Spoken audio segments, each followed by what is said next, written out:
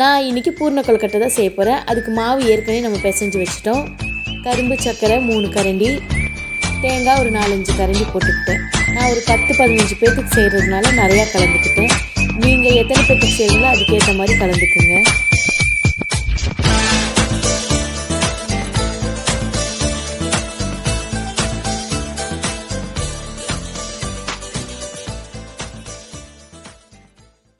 இப்போ மாவு எடுத்து உருண்டை பிடிச்சிக்கலாம்.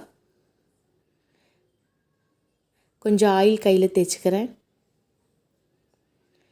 இப்போது நல்லா தட்டிக்கலாம்.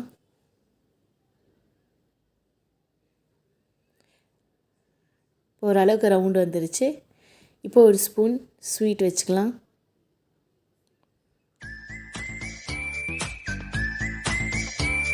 இப்போ அது கொழுக்கட்டை நான் பிடிக்க போகிறேன். பாருங்கள், அந்த இனிப்பு வெளியில் வராத அளவுக்கு பூரணத்தை உள்ளே வச்சு மாவை அது மேலே ரவுண்டு பண்ணி நல்லா அழகாக பிடிச்சாச்சு. அவ்வளோதாங்க, ரெடி ஆகிடுச்சு. இப்போ இதை நம்ம ஒரு இட்லி குண்டாவில் வச்சு ஆவியில் வேக விடலாம்.